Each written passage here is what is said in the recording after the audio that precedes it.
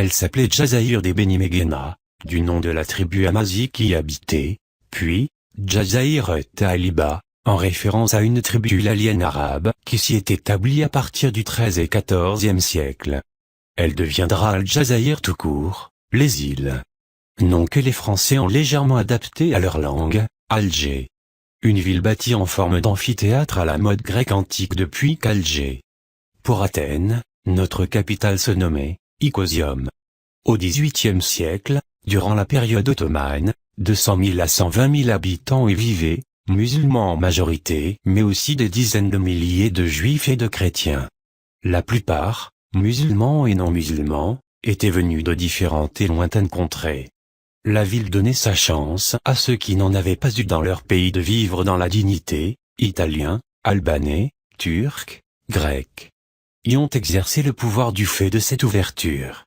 On pouvait y devenir des pachas du pays à l'instar de Hadj Hussein Mezzo Morto, Hadj Hassan Veneziano, Corso, Arnaout et d'autres. Alger disposait d'infrastructures bien meilleures que celles des grandes villes méditerranéennes mondiales. Elle était dotée de plus de 60 cafés, dont les plus célèbres étaient Al Kawa El Kebira, El Kawa et Seguira, Kawet la Riche. Ses habitants se sont abreuvés et rassasiés dans des fontaines publiques encore plus nombreuses que ces cafés. Elle disposait de 33 hammams à une époque où des rois en Europe ne connaissaient pas encore ce que c'étaient les toilettes. Elle pouvait dormir tranquille grâce aux 12 000 soldats répartis entre 8 casernes qui veillaient bien à sa sécurité, contrairement à la thèse galvaudée par certains sur l'occupation turque.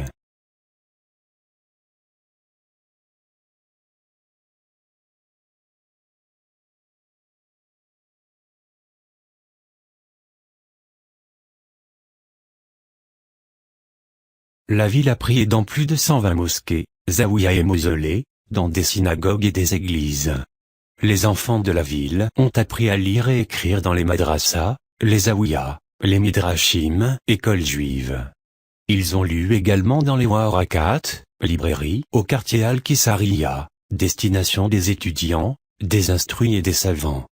La ville disposait de souks réputés dans toute la Méditerranée, qui s'étendaient de Bab Azoun à Bab el-Oued, sans compter les marchés dans les quartiers Oumet, comme les magasins de Sidi Abdallah, au bas du quartier de Sidi Mamed ou ceux de Ben Rabah, au mur de Soustara.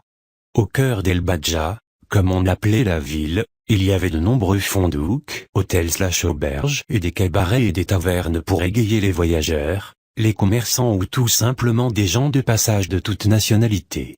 Hors des murs, des tagarins à Bouzarea, de Bab el-Oued, de Marsaï Daban, Pointe Pescade ou de Djinan Mustapha Pacha, champ de manœuvre et Télémli, mais aussi à Djinan Mustapha Pacha, champ de manœuvre et Télémli, Hydran, Bir Mourad Raïs et Bir al-Kadem, il y avait des jardins et des vergers splendides, des villas et des palais. Tel était Alger au temps de sa splendeur et de sa gloire. Je le dis et le rappelle pour ceux qui ne la connaissent et ne la voient qu'à travers les yeux de ceux qui en ont détruit les 2/3 durant les premières années de l'occupation coloniale au nom d'une prétendue mission civilisatrice. Je me suis souvent demandé à quoi pouvait ressembler l'Algérie avant la prise d'Alger par les Français en juillet 1830. J'ai pu enfin assouvir ma curiosité grâce à un petit livre édité en 1960. C'est-à-dire au paroxysme de la guerre d'indépendance. Ce petit livre, Histoire d'un parjure, on le doit à un Français, Michel Abar, qui a basé son travail sur les écrits laissés par les généraux de la conquête.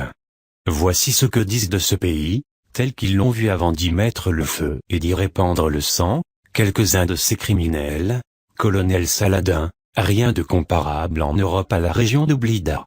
Saint-Arnaud, la Kabylie est superbe, un des pays les plus riches que j'ai jamais vus. Gentry de Bussy, pays couvert d'arbres fruitiers de toute espèce, jardins cultivés jusqu'à la mer, grande variété de légumes, grâce à un système d'irrigation très bien entretenu par les Maures. Je suppose que vous auriez sans doute aimé naître et grandir à cette époque où l'Algérie, sans pétrole et sans gaz, se débrouillait plutôt bien et offrait du bonheur. Ce bonheur, elle ne se contentait pas de l'offrir à ses enfants. L'étranger qui s'y aventurait finissait toujours par y rester et à s'y faire adopter. L'attraction exercée par ce pays était telle, d'ailleurs, signale Michel Abar, que les capitaines de navires accostant au port d'Alger interdisaient aux matelots de descendre à terre de peur de les voir s'évanouir dans la nature.